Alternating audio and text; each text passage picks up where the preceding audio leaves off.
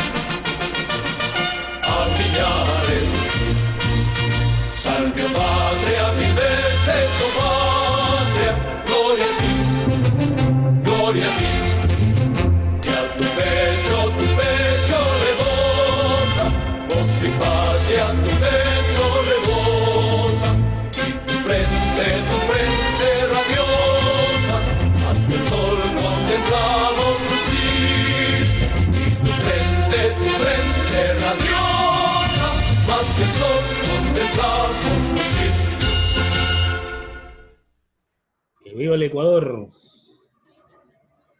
Muy bien.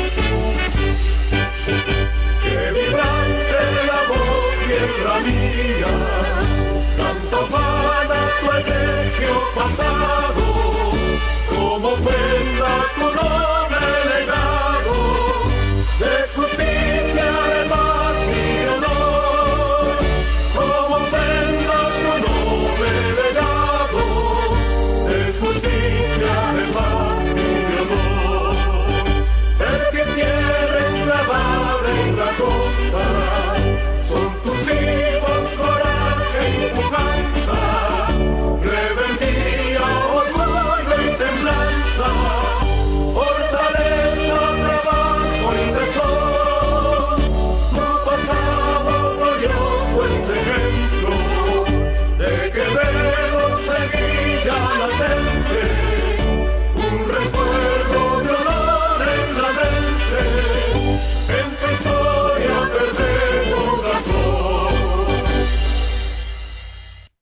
Viva Quevedo.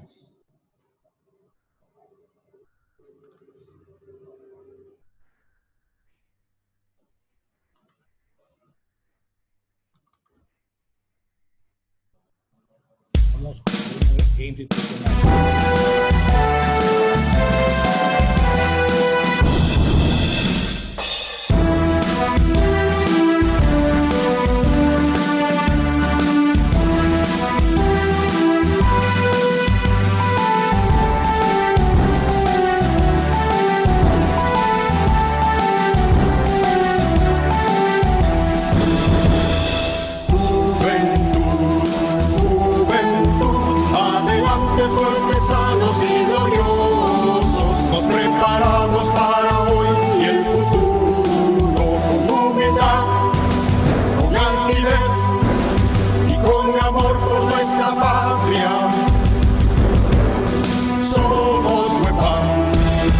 El estudio es nuestra vocación, con disciplina, optimismo y con amor.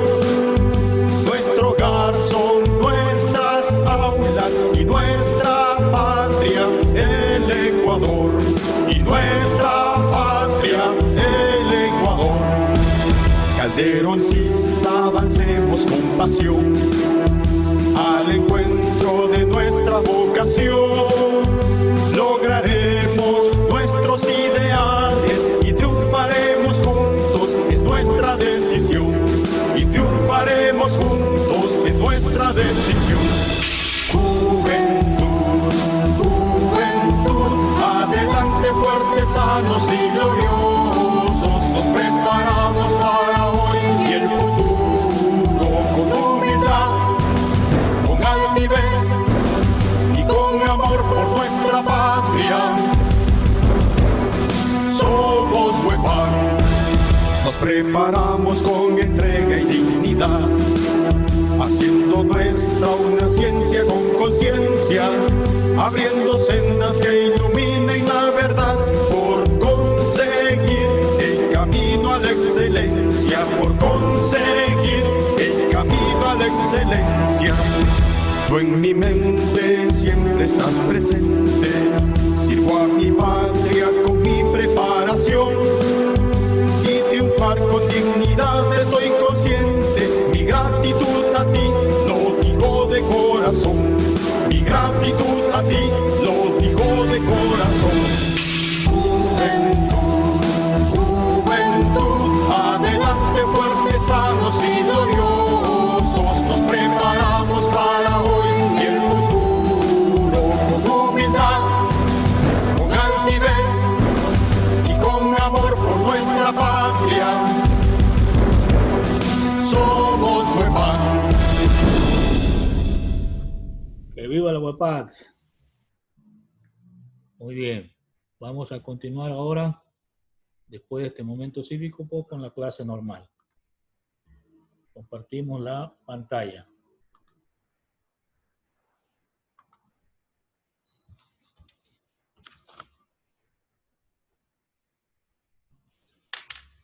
Ahora vamos a escribir.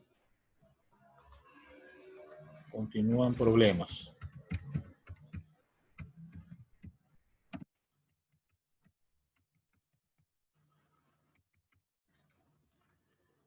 Muy bien. Nos toca el problema 4. Cuando un objeto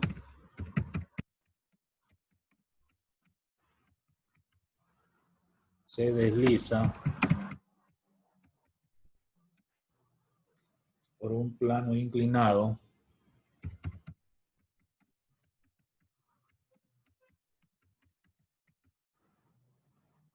de un ángulo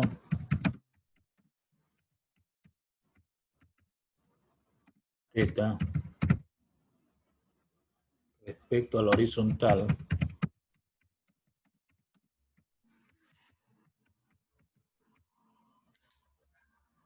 ¿cuál es la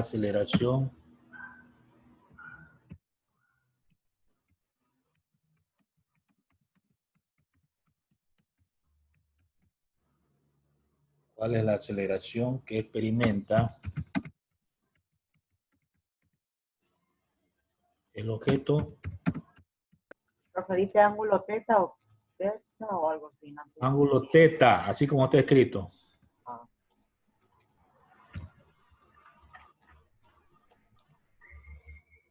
Bien, es todo lo que nos dice y hay opciones, pero vamos a dibujar ese plano. Entonces lo dibujamos de la siguiente manera. Vamos a suponer que tengo un plano inclinado.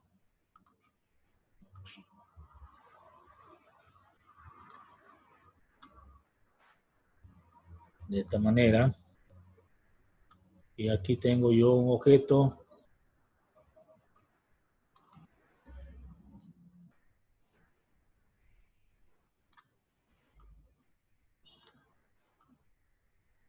que está deslizándose por el plano. Entonces voy a tener lo siguiente. Algunos vectores que voy a trazarlo, ¿no? Aquí hay un vector hacia abajo que vendría a ser la gravedad. Y hay otros vectores que resultan como componentes. A ver.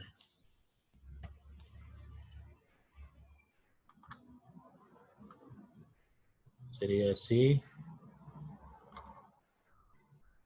Y también por acá. Bueno, esto nos da la idea de que hay que construir, según conocimiento de vectores, un paralelogramo, ¿no? Entonces aquí tendríamos un paralelogramo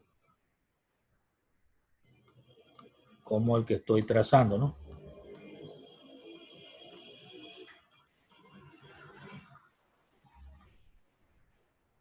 Este sería el ángulo teta de que habla.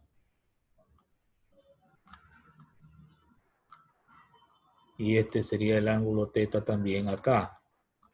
El mismo ángulo.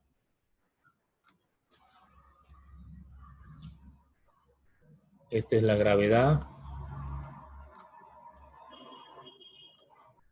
Este sería la aceleración X. Y este sería la aceleración Y. Una pregunta, profe. La parte de acá del ángulo, pues, ¿qué es ahí? Ángulo teta.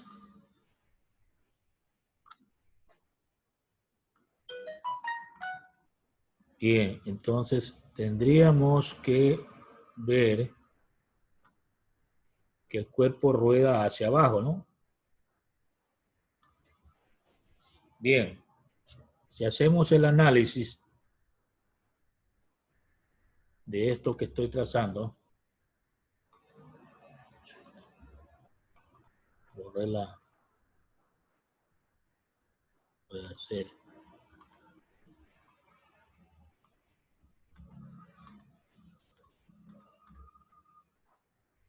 Francisco Silva, algo le pasa.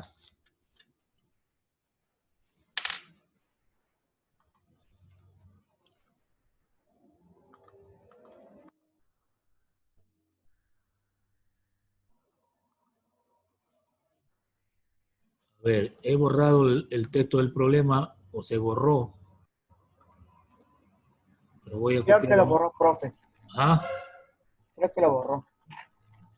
se Pero borró, para accidentalmente. se borró accidentalmente, pero bueno, vuelvo a escribirlo. Cuando un objeto se desliza por un plano inclinado,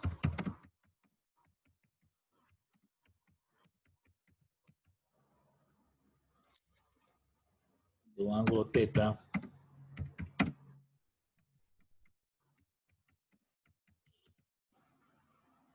respecto a la horizontal.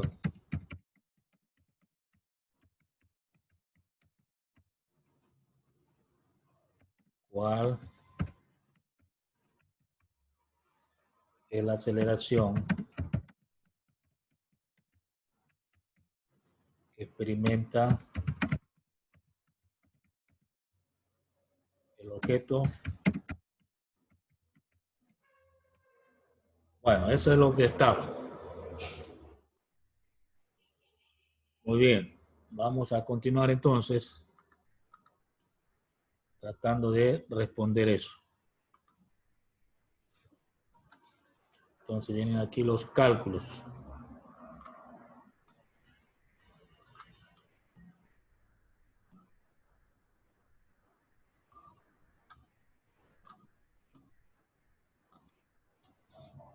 Si hacemos un análisis de la figura, vemos que, por ejemplo, el seno del ángulo teta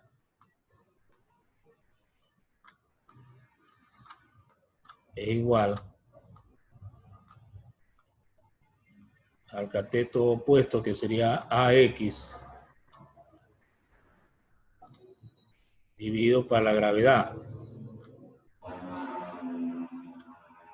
donde yo puedo despejar AX, que es lo que busco,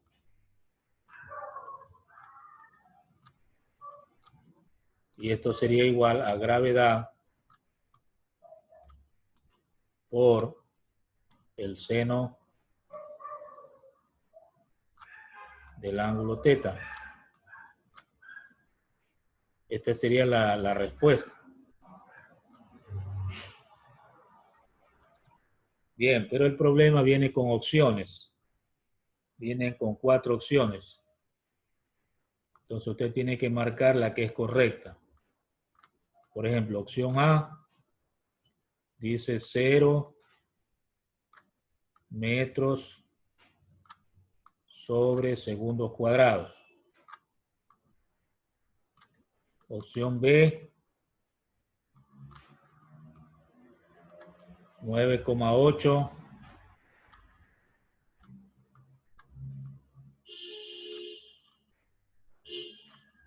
metros sobre segundos cuadrados.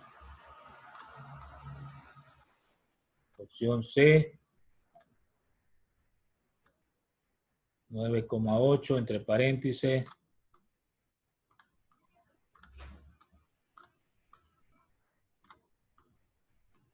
(9,8) seno del ángulo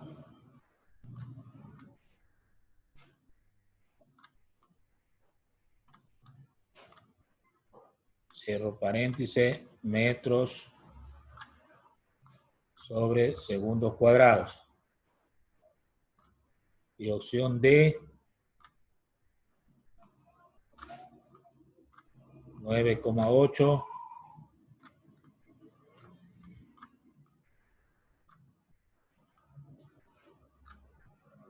coseno del ángulo teta metros sobre segundos cuadrados. ¿Cuál es la opción que debo marcar? Esto es como una prueba, ¿no? ¿Cuál es la respuesta correcta? A ver. Tenemos que marcar ¿cuál? La C. La C. Muy bien. Entonces marque la C.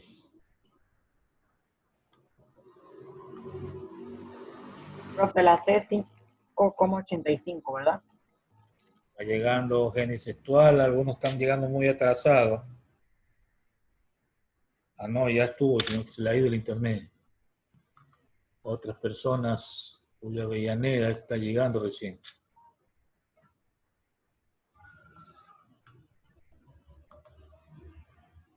A ver, me decía algo Eduardo. La opción correcta es la C porque es la respuesta. No, me refiero que si en la C es 5,85.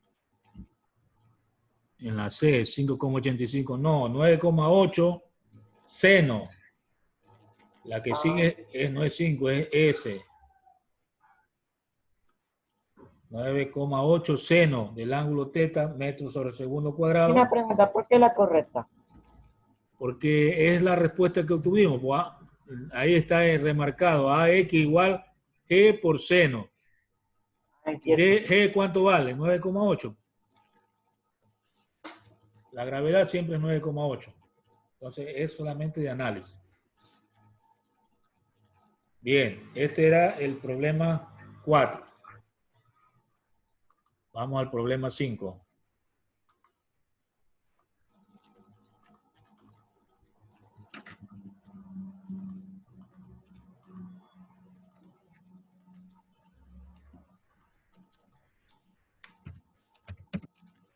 Ordenar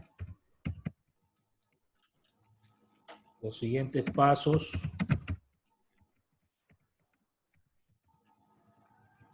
del método científico.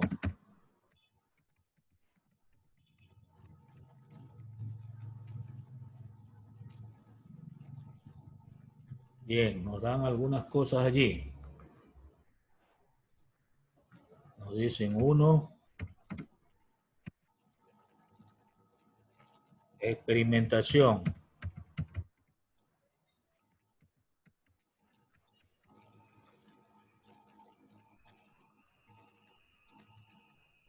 Dos.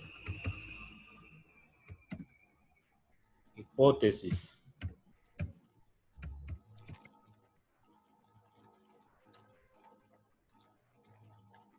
3. Observación.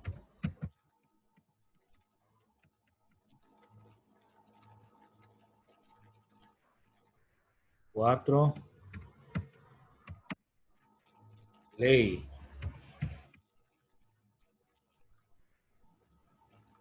Y deducción.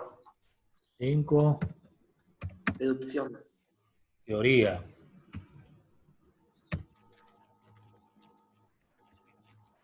Bueno, estos son los pasos que están en desorden del método científico.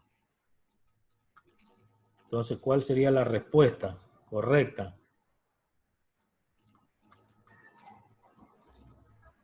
Pero lo puedo intentar. Diga. A ver.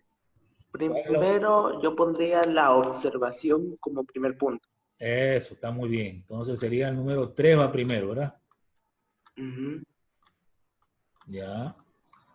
Después voy a poner una hipótesis. Muy bien. Entonces sería el número 2.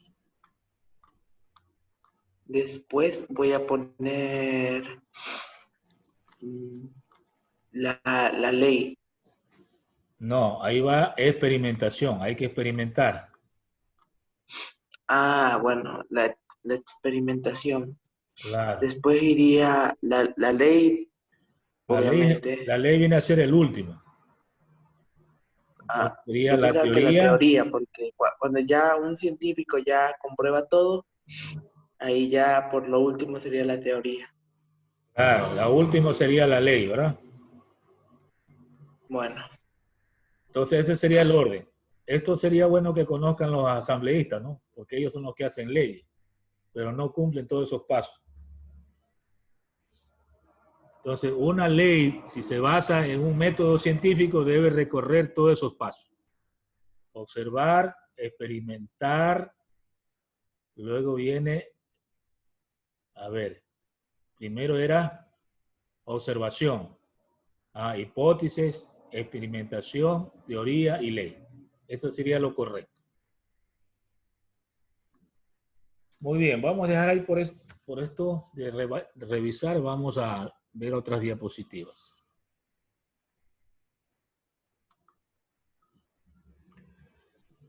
Primero bachillerato, compartir.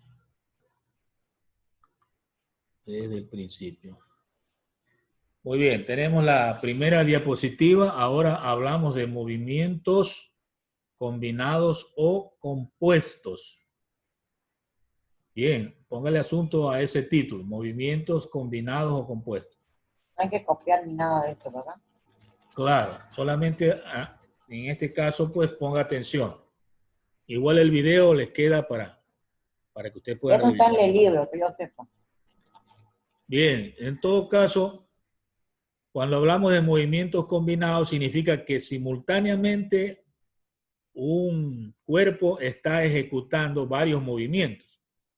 Por ejemplo, ya habíamos hablado antes cuando tratamos vectores, cuando un nadador cruza un río, se ve afectado por la corriente del agua y él ejecuta, pues, en este caso, el movimiento rectilíneo para cruzar el río. Entonces hay dos tipos de movimientos, el propio del nadador y el de las aguas.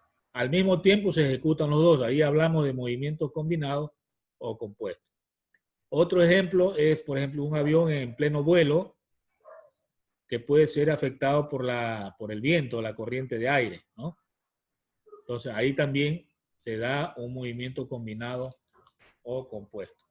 Y en algunos otros asuntos o actividades que se realizan en algunas situaciones, ¿no? En la convivencia diaria de las personas. Entonces vamos a ver a qué se refiere esto, ¿no? El principio de Galileo para la composición de movimientos. Fue Galileo Galilei quien investigó este asunto de los movimientos compuestos o la composición de movimientos que hablamos. ¿Qué nos dice este principio? Que si un móvil está sometido a dos o más movimientos, cada uno de ellos cumple sus propias leyes físicas como si los otros no existieran. Esto es importante. En la vida diaria, por ejemplo, cuando vamos en un bus que está en movimiento, un pasajero puede levantarse de un asiento y cambiarse a otro, sin importar que el bus esté en movimiento. Entonces, a eso se refiere Galileo Galilei. Cada uno puede cumplirse independientemente como si el otro no existiera. En películas de acción también hemos visto que dos vehículos que están en competencia, ¿no?, presentan a algún pasajero que se cruza de un vehículo a otro, estando en movimiento. Entonces, es como que si los dos movimientos se cumplieran independientemente, como sostiene Galileo Galilei, o estuvieran en reposo. O sea que uno no afecta al otro. Entonces, se ha visto que, por ejemplo, un pasajero se cruza de un vehículo a otro, sin importar que los dos están en movimiento. Entonces, cada uno de ellos cumple leyes físicas independientemente. No importa que el otro esté en movimiento. Ahora, no haga usted eso, porque eso significa tener un poco de entrenamiento, ¿no? Hay veces que presentan en película una persona que está sobre la caseta o sobre la parte superior de un vehículo caminando, ¿no? Y está en el vehículo andando. Y puede dar un rol hacia arriba y caer sobre el auto o sobre el vehículo sin ningún problema. ¿Cuándo tendría problema? Cuando esté en el aire dando el rol y el vehículo frene o el conductor frene bruscamente o acelere bruscamente. Entonces ahí ya no va a caer en el mismo sitio. Va a caer fuera del auto, adelante o atrás, dependiendo si es que frenó o aceleró. Entonces hay que tener mucho cuidado cuando uno confía en las situaciones que pueden darse en manos de otra persona, ¿no? En todo caso, eso significa entrenamiento. Son deportes extremos, llamemos así, ¿no? Pero cumplen con esta ley física que fue su creador, Galileo Galilei, ¿no? El principio de independencia de movimiento se llama. Casos en los que se observa composición de movimiento. Hay tres casos. Dos desplazamientos uniformes, como el caso del nadador en un río, ¿verdad? O cuando vamos a un centro comercial y subimos con la escalera, por la escalera eléctrica. La escalera está en movimiento y usted también puede caminar, ¿no? O subir o bajar por las escaleras. Entonces hay dos desplazamientos uniformes ahí. El del pasajero o de la persona que está utilizando la escalera y el movimiento de la escalera, ¿no? En el caso de desplazamiento uniforme. Lanzamiento horizontal de proyectiles o cuerpos, como el que se muestra ahí en la imagen. hay un helicóptero que está soltando un paquete, ¿verdad? Entonces hay un lanzamiento horizontal primero, pero luego por atracción de la gravedad, este es traído hacia el suelo, a la tierra, y describe una trayectoria parabólica vista desde el suelo, ¿no? O desde la tierra. Y un tercer caso, el tiro parabólico de proyectiles. Esto más en prácticas militares o en juegos de fútbol o de básquet, ¿no? Alvarado, ¿qué pasó con Alvarado? ¿Está llegando recién o qué? ¿Está llegando atrasadito o atrasadita? Entonces, decía entonces, el tiro parabólico es cuando, por ejemplo, un jugador de básquet quiere hacer aro, entonces lanza la pelota o el balón formando una curva parabólica. También en el juego de fútbol, cuando queremos hacer gol, ¿no? Entonces hay un tiro parabólico, ¿no? Eso también cumple leyes físicas que lo vamos a avanzar a ver en algunos problemas. En todo caso, pues, más o menos en estos tres tipos de casos se ve la composición de movimiento. Recuerden esta diapositiva. Bien, vamos a avanzar a la siguiente lámina.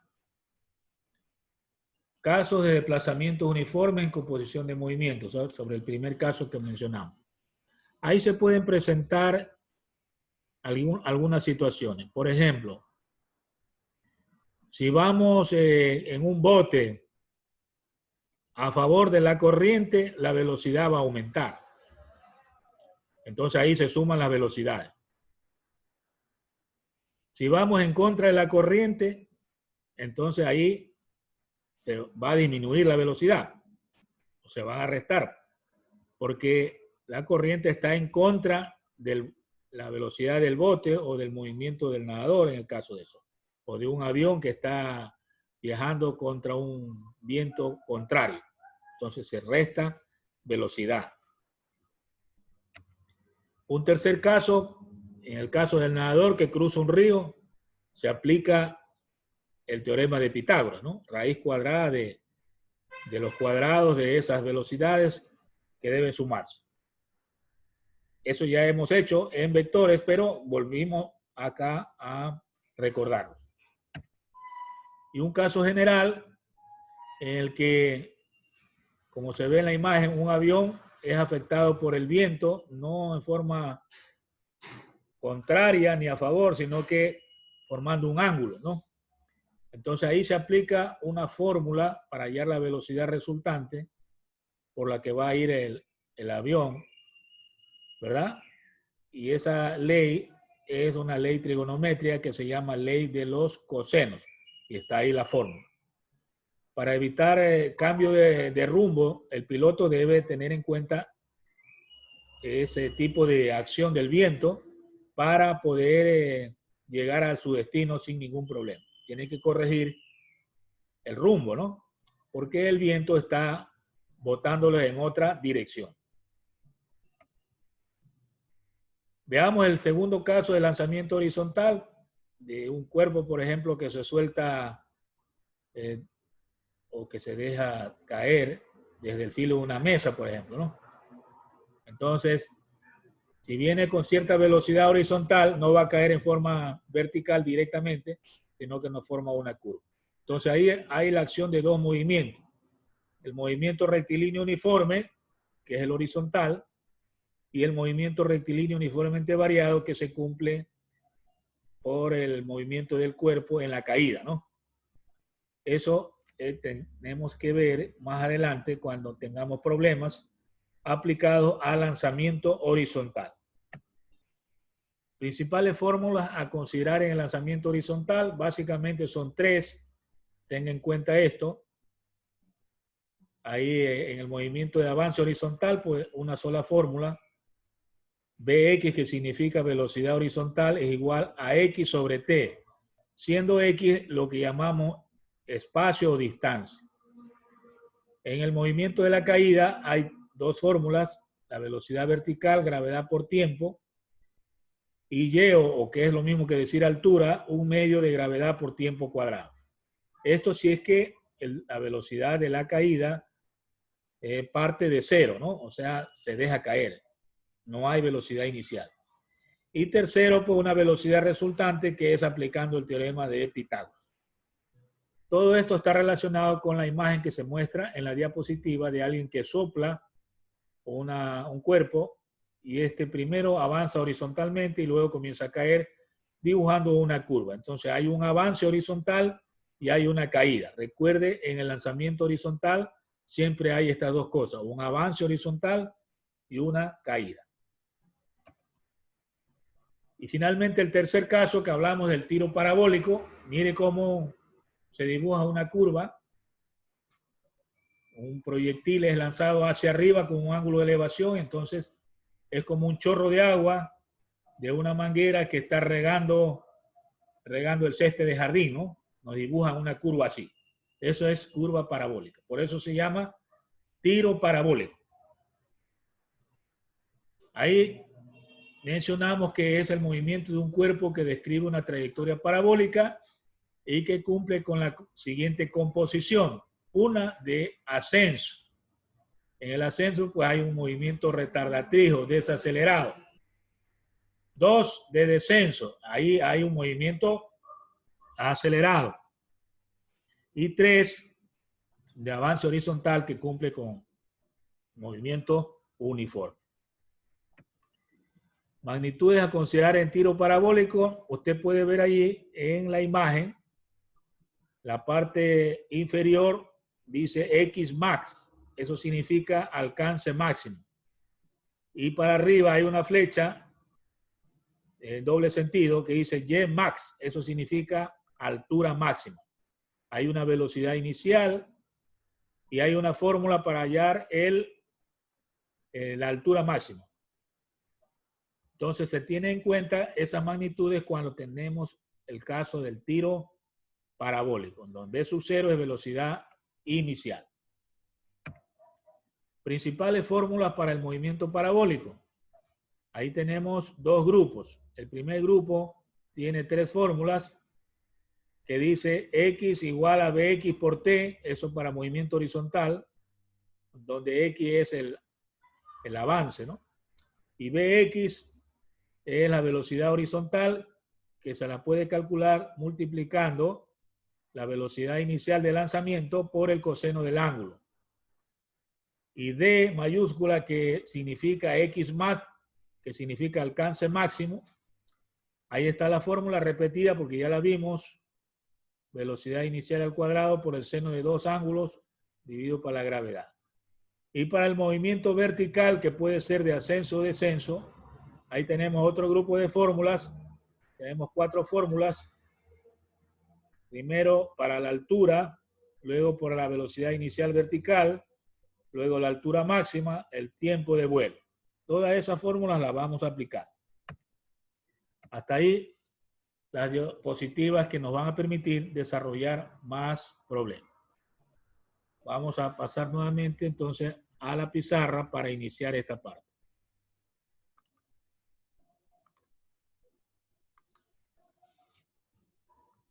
Entonces volvemos a la pizarra y ahora escribimos un título: problemas referidos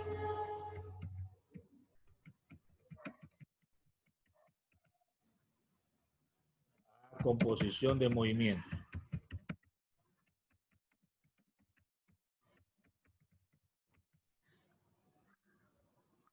Problemas referidos a composición de movimientos. Entonces veamos qué podemos hacer respecto a este tema. Primer problema. Un avión vuela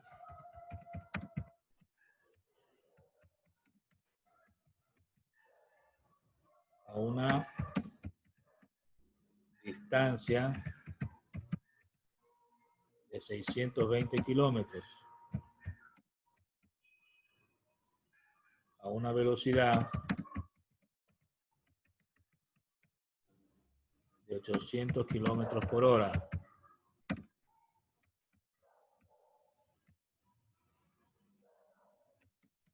con un viento de 65 kilómetros por hora.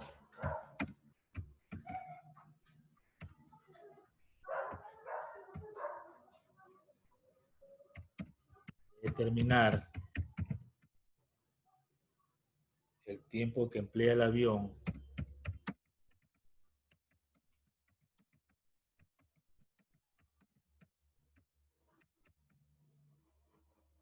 en recorrer los 620 kilómetros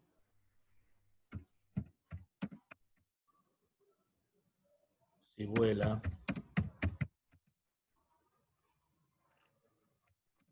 literal A con el viento a favor,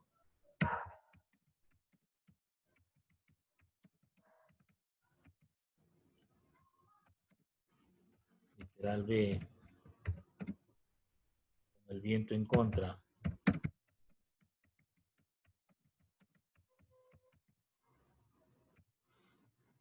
Bueno, interesante el problema del avión. Muy bien. Vamos a colocar entonces datos.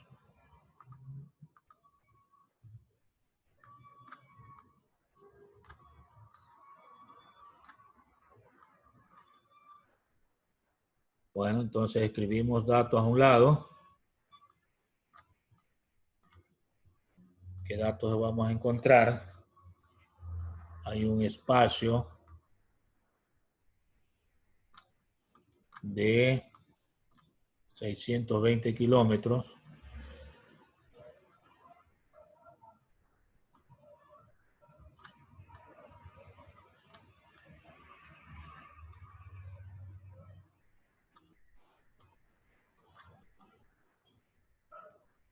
Es 600, aquí falta el 6. 620 kilómetros. B1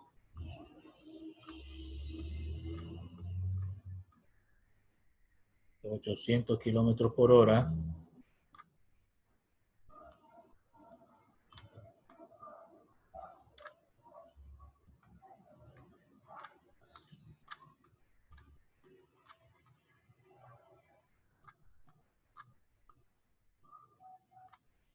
Hay otra velocidad 2 que es la del viento de 65 kilómetros por hora.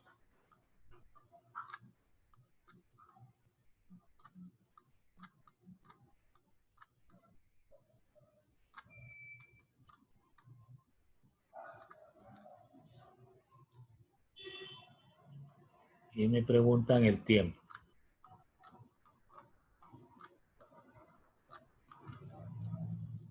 Entonces vamos a los cálculos.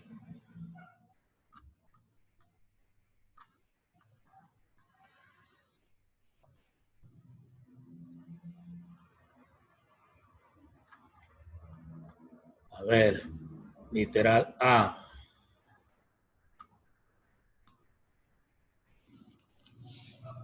El literal A es con viento a favor. Entonces sería B igual a la suma de las dos velocidades, ¿no? Está a favor.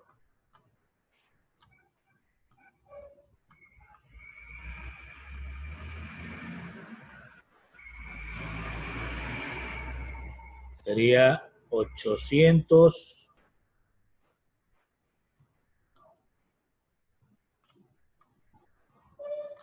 kilómetros por hora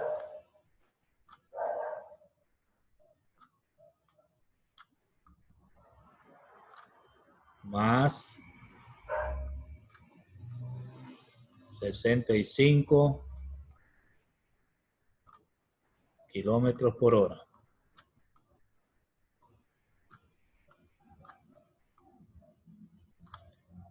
Entonces la velocidad sería de 865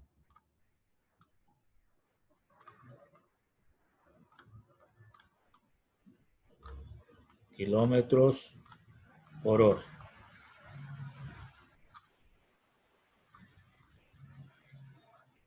Bien, una vez que tengo la velocidad, calculo el tiempo. El tiempo es igual al espacio sobre la velocidad. Este es movimiento uniforme, rectilíneo uniforme, ¿no? El espacio es 620 kilómetros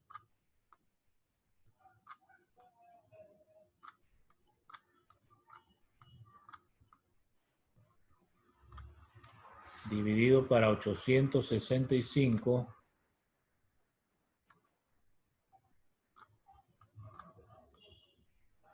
kilómetros sobre hora.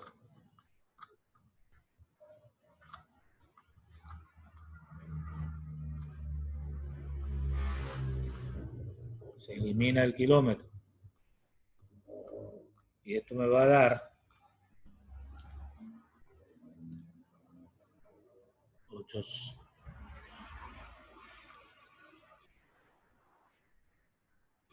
A ver, hay que dividir. 620 dividido para 865.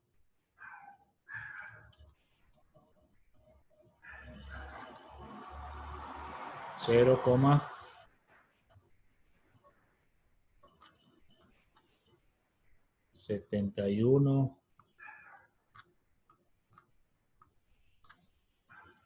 67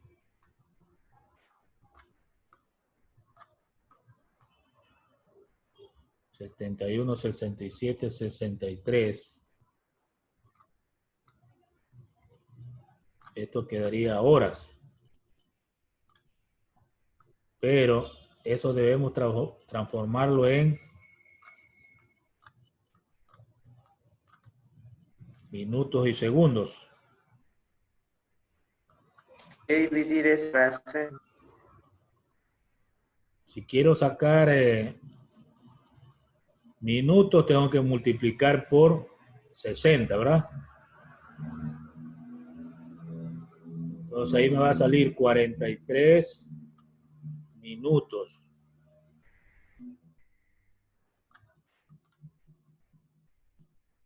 Aproximadamente, con 0.35 segundos.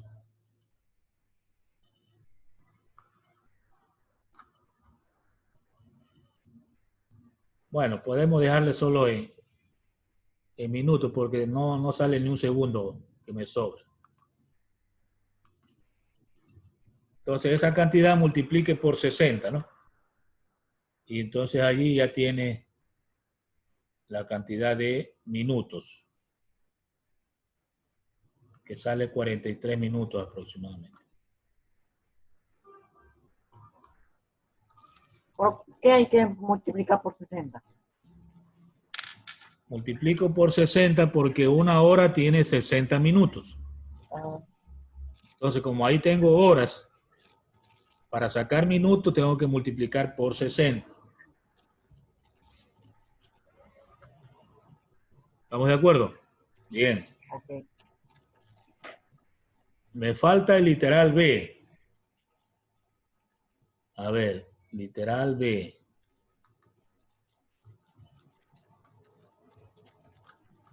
El literal B dice con el viento en contra. Entonces sería B1 menos B2. Ya no se suma, sino que se resta, pues no. Hay que, Profe, creo que ya terminó la hora. ya, un minuto tengo.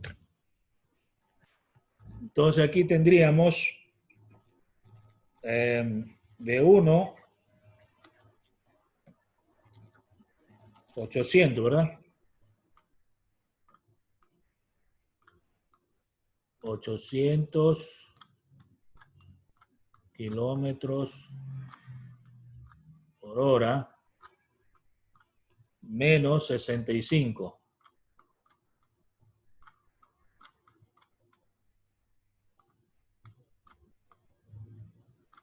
Entonces aquí me va a quedar 800 menos 65, 735.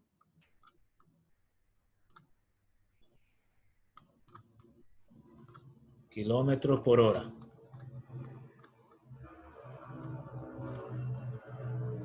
Bueno, y aquí aplico nuevamente la fórmula de tiempo. Espacio sobre velocidad. El espacio es 620 kilómetros sobre esta velocidad que es 735 kilómetros por hora.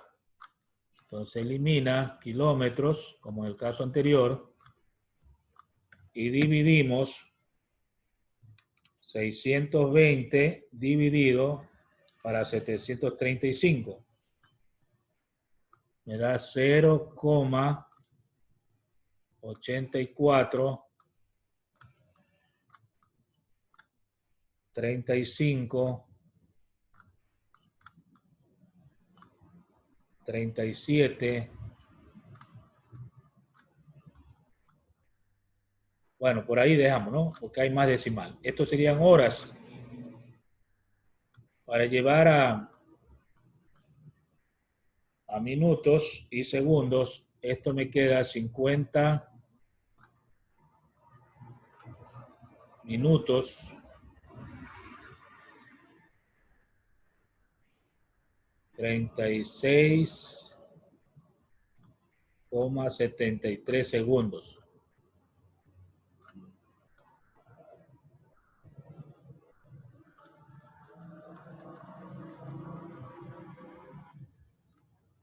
El tiempo cuando está en contra es mayor, lógicamente, ¿verdad? Porque el anterior salió menos. Esta sería la respuesta. Muy bien, hasta ahí quedamos por hoy.